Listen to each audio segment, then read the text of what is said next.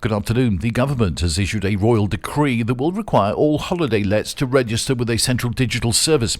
Under a new law, amid a growing restlessness over tourism, anybody booking a hotel or holiday rental will face tighter scrutiny. Hotels, Airbnbs and hostels across the country will be required to collect detailed personal information from tourists, right down to their bank details and card numbers. During a media briefing on the clampdown, Government Minister Isabel Rodriguez said it will be impossible to market on the platforms tourist accommodation that does not comply with the regulations. The government has defended the rules, claiming that the tighter requirement will enhance safety by allowing the Ministry of the Interior to access details on who, when and where both domestic and international guests are staying, assisting in tracking terrorists and organised crime syndicates. The government is considering setting up an emergency reception centre for migrants at Ciudad Real Airport south of Madrid. The private airport serves as a potential site to offer temporary care to those arriving on the coasts. The airport opened its doors in 2008 and declared bankruptcy some 4 years later, and since then has intermittently hosted private flights.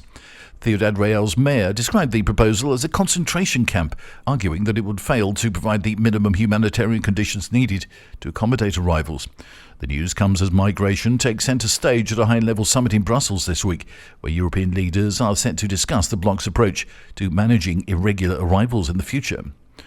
The party of former Catalan President Carles Puigdemont denied yesterday that the separatist formation was considering joining forces with the centre-right and the far-right to table a motion of no confidence against the government of Prime Minister Pedro Sánchez.